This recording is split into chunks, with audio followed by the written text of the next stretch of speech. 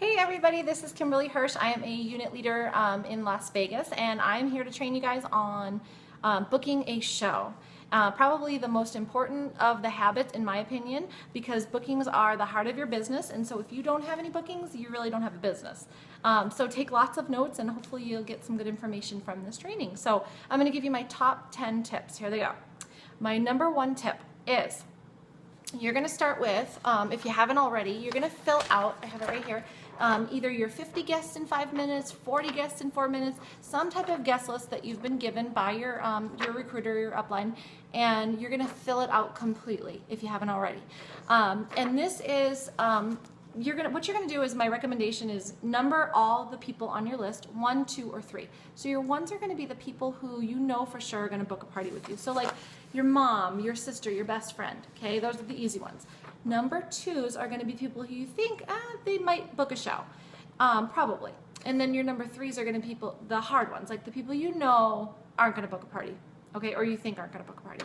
And what you're going to do when you're all done, ready? You're going to call everybody. Yes, everybody on this list, whether you like it or not. And the fun part though is that you're going to start with your 3s, your hard ones, because you kind of expect them already to say no. So if they say yes, it'll be a nice surprise, and if they say no, then you kind of already were waiting for that. What it'll also do is make your 1s and your 2s much easier to call, because those will be a piece of cake, right? Okay, so that is my first tip. And then I also recommend every couple of months just going back to this list and doing it all over again, because our circles of friends, whether we realize it or not, they actually change quite a bit. And so you may get a new job, you may get have kids and have like a whole new circle of friends. And so every couple of months come back to this and fill it out, because there may be new people in your life who you haven't asked about Leah Sophia yet and doing a show. And I do this even still every couple of months, just fill this out, because all of us, our circle of friends, will change. All right, tip number 2, play a booking game at every single show, no matter what, no exceptions at all. I don't care if there's only 2 people at your party. I don't care if both of those people have already done shows for you. If you've got the grumpiest old lady sitting in front of you, whatever the case, play a booking game, because you just never know when somebody might be wanting to do a show. And if you leave and don't do a show, you may have missed a great opportunity. So regardless of the circumstances, always play a booking game, okay?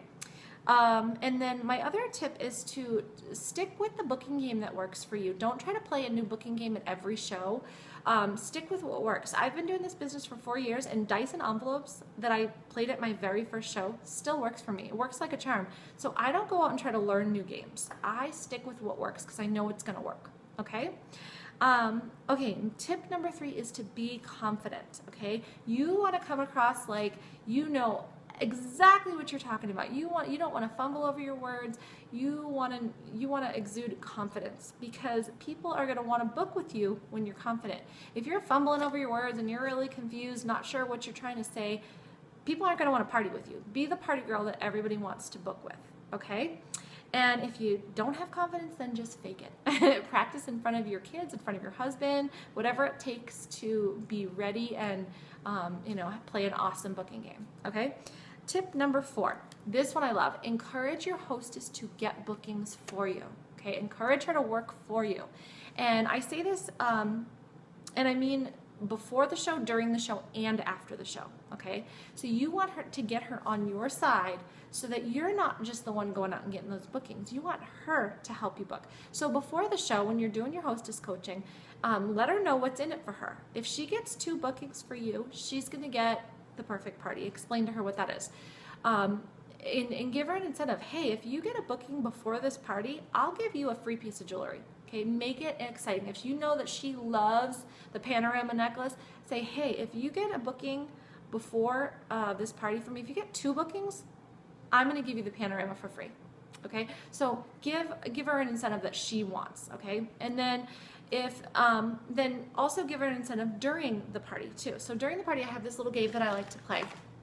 I like to give my hostesses sometimes these little Leah Sophia boxes, and they're on these beads here, and on the side there's a date. okay, my next available date. And I'll give her a whole bunch of these. I'll give her 3, 4, 5 of them. You know, if she can give a bunch of them away, then hey, give her more. And her goal is to try to give these to her friends, give them away. And what that means is that the person who takes it is going to book a party. And inside is a free piece of jewelry, or it could be a ticket that says $25 in jewelry, or you know, whatever your incentive is. Okay, free shipping, whatever you want to give her. And so her goal is to give that away, because whoever takes that date and does the show is going to get what's inside. But also give her an incentive. If she can give away 3 of these boxes at her show, she's going to get something. She's going to get a free piece of jewelry or that panorama necklace that she loved, okay? So give her an incentive. This kind of takes the pressure off of you to do the booking and puts a little pressure on the hostess. And if she's up for it, give her that responsibility, okay? Because some of those hostesses, you know, they will do whatever it takes, and they will make their friends do parties for you. So, you know, those are the hostesses we love. But this kind of game, you want to make sure you tell her about before the party and make sure she's okay with that, okay? And then, so that's during the party. After the party, you're going to want to also try to get more bookings. Even if you got a couple of bookings already, don't stop. Get more. Okay, what I do is I have this booking board, and it has my next available 4 to 6 dates, some of which may have already been taken by my game. But even if you've already had some that have been filled up, what I do is I leave this with my hostess after the show. I always make 2 copies, one for me and one for her. And what I'll say is, if you can find me another booking, if you know of a friend that couldn't make it tonight, or maybe one of your friends was like, you know, thinking about it, then if you can get her to book a show, I'll have a surprise waiting for both of you at her show. And so that's gonna, you can give a collectible piece to her and to the new booking. So both of them may get a collectible piece. And that's for her going above and beyond and getting you more bookings after the show. I do this even if she already has bookings, okay? Because you never know when somebody couldn't make it to the show and wants to do a party, all right? So leave that with her, make 2 copies. All right, that was my number 4. My tip number 5 is don't rely on your parties for all your bookings. Too often we leave a party and maybe we didn't get the bookings we want, and we just kind of say tough luck. But you need to realize that your parties aren't the only place where you're going to get your bookings, okay? I make it a policy in my business that if I didn't get 2 bookings, I go out and I find those bookings somewhere else, okay? And if you make that a policy, you will never get low and go out of business, okay? And we're going to talk about some of the places where you can go and get those bookings from, okay? So on to number 6, tip number 6. And that is something, this is another way that you can get bookings outside of your shows. So that is expos and craft fairs. And there is a great web class on Leah Sophia University. If you're not sure how to access that web class, talk to your upline. But there's a great class on how to have successful expos and craft shows. And so it may require a little bit of research on your part to go out and find those craft shows, find out where you can set up a table and get your name into the community. But these can be a great mode for you to find new bookings. So definitely find out more information about that if you're interested.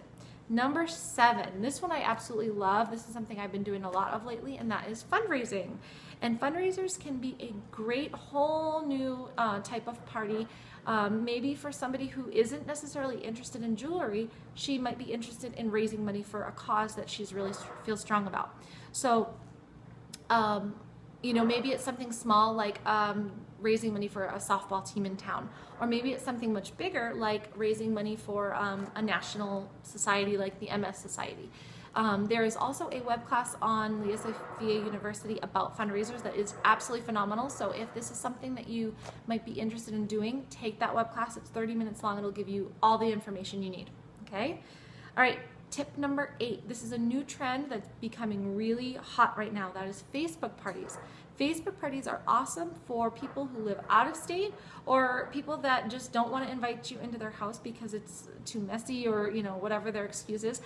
Offer a Facebook party. I caution you though not to make Facebook parties your only kind of party, because an in-home party always, in my opinion, would take precedent over a Facebook party. But these can be a great way for you to get bookings for people that wouldn't normally book a party with you.